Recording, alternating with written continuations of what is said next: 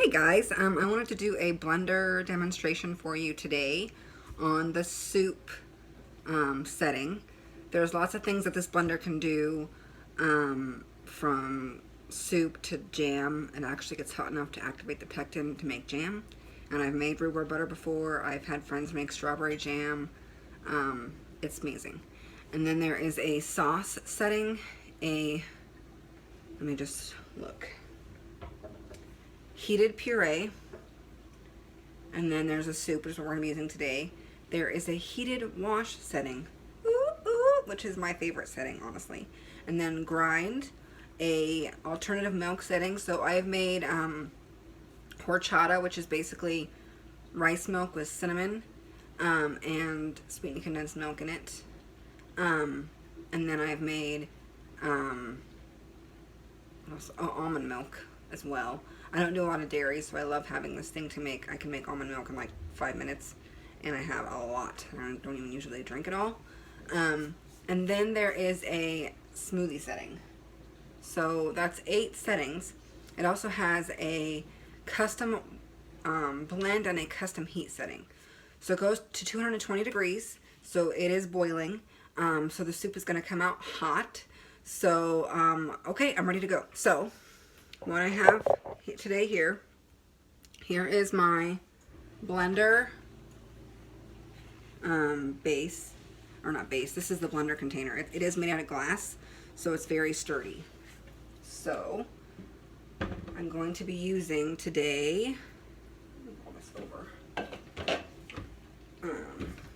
there, now you can see, the sweet potato, an onion, and some garlic. So here we have our sweet potato here. Our vegetable peeler. I'm just going to peel it. And the only reason why I'm peeling it is because I don't like sweet potato skin. It's not required. The blender will break it down, but I just don't want it in my soup, so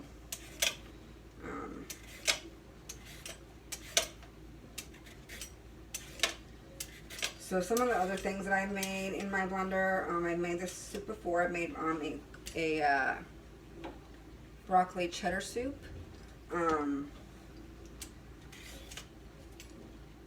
peanut butter, an almond peanut butter blend, which was really good. That was actually my favorite.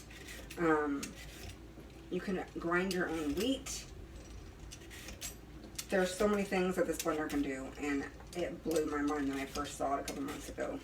I use it at least 4 times a week, probably, just because I'm trying to get into more natural foods, like making my own peanut butter and all that kind of stuff. So, okay. I'm going to use my chef's knife, cut off the ends. And I'm just going to cut this in a little bit smaller pieces, just because it makes it slightly easier to measure mainly, because I want 4 cups of sweet potatoes. So,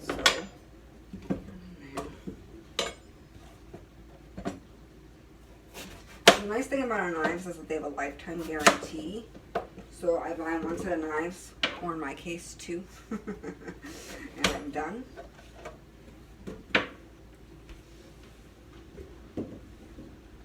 Just gonna rinse this off. Alright, so it does have measure marks on the side, so I can see that I probably need a little bit more, so I'm going to do that.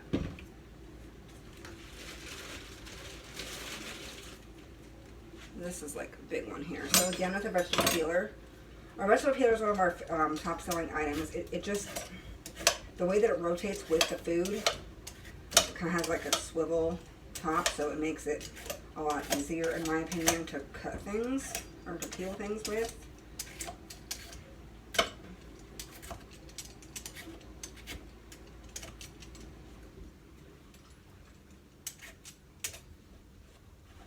Okay. I don't need this whole thing. So, again with the knife. My favorite knife in our collection is probably the utility knife, just because it's a combination of a paring knife and a chef's knife. So it's kind of convenient that way. Okay, I'm going to say that that's about 3 cups. So now, I wanted to show you guys also, move this. This is our garlic peeler and slicer. And I didn't know how amazing this thing was until I started using it a lot.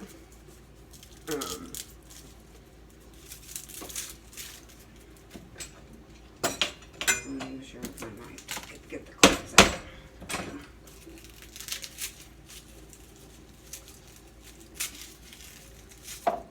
So it calls for 2 cloves of garlic. I'm going to use 3 because you can always use more garlic in your life, in my opinion. Okay, so we're going to take this little tool here. And you're just going to put your palm down and then roll. And the skin comes right off. I'm going to pour that in there. So do that 2 more times.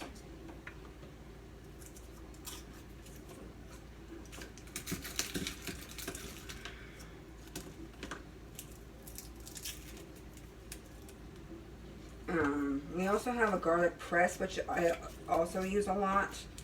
But I've just been using the garlic peeler more because I've been using the blender, so I don't need to press it. Okay, so now I'm going to chop an onion. I'm going to need 1/2 of an onion. I'm going to use a whole onion again because why not? So I'm just going to pull out. One of my other favorite products that I use a lot in my house are these flexible cutting mats. They have a small size and a large size. This is a large size. I like them because when you cut something, you can actually like bend it and fold it and put it in. So,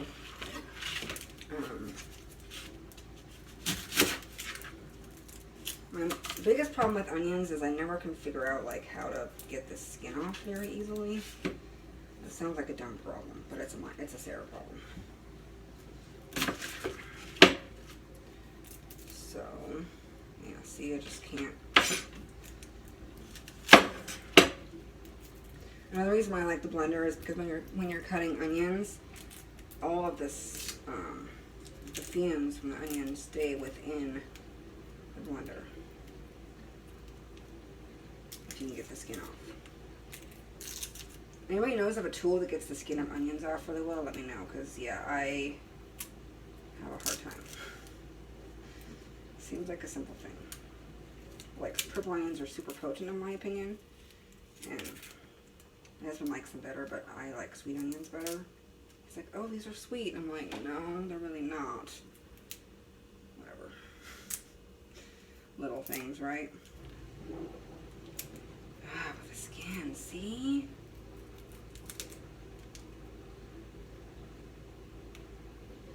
Okay. I'm just gonna use this knife here. I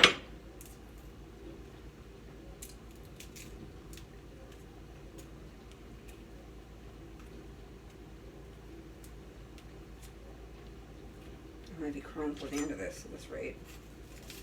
Alright. Ta-da! Just gonna throw this half onion in there. And this slide seems to be a little bit easier. Not sure why that is. Anyway. So a lot of the recipes that you'll see me posting are kind of like dump and walk away recipes because I have a part-time job. I have a 5-year-old kid. Or actually 6 now. I go to school and volunteer a lot. I do Pampered Chef.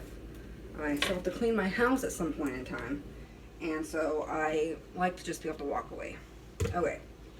So there's those ingredients. Now, I believe we just have, it also calls for sage leaves. I don't have sage leaves, so I'm going to use regular sage. I don't buy a lot of fresh spices because I feel like in Alaska they just don't stay fresh for very long, and then I don't use them all, and then it's like a whole thing. So I'm gonna use 3 onion rub, which is one of my favorite rubs, and I'm gonna use garlic and herb rub, and also I'm gonna add salt. So 1 capful of this, or half a capful is 1 tablespoon. So I'm gonna put in 2 tablespoons. You guys see the blender now? There we go. 2 tablespoons of garlic and herb. And then the same with onion. I haven't found the sage yet, but I have it somewhere. And then salt is necessary, almost always.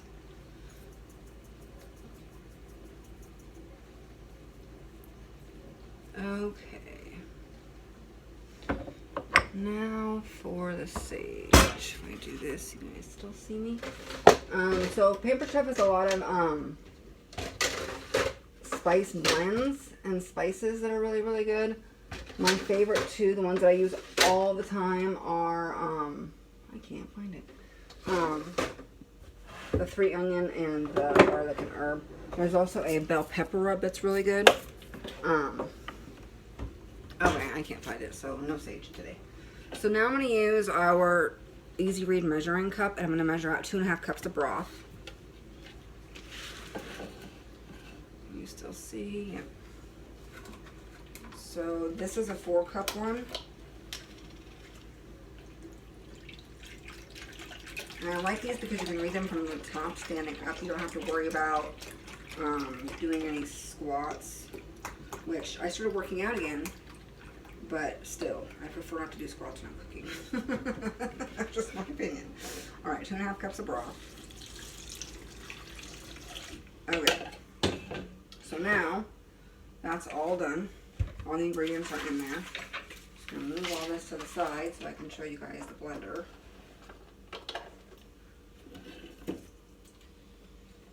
I need a better workspace. I've tried numerous areas of my kitchen and I still have not found one that I like the best. Okay, so here we have the blender base. This is where the cooking element is. And it actually has a heating element.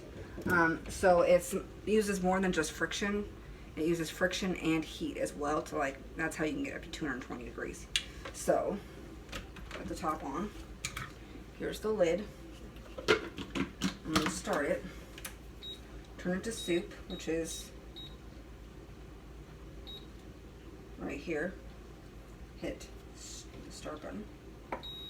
And then we're going to watch it for just a couple seconds here.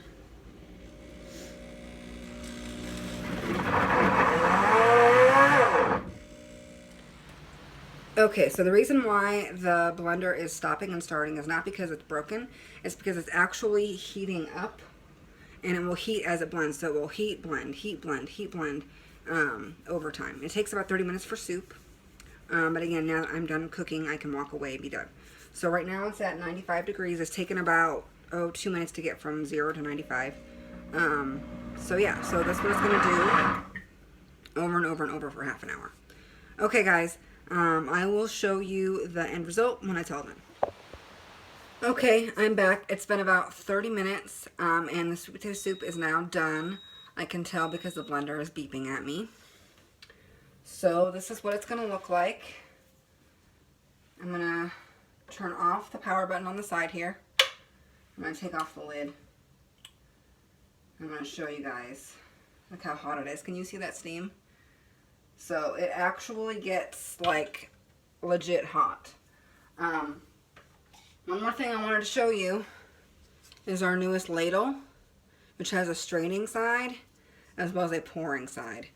It's super great if you want, like, to strain your broth out. You could use this, or if you want just to pour it, you can use this. So I'm going to show you guys what it's going to look like here. You see if you can get.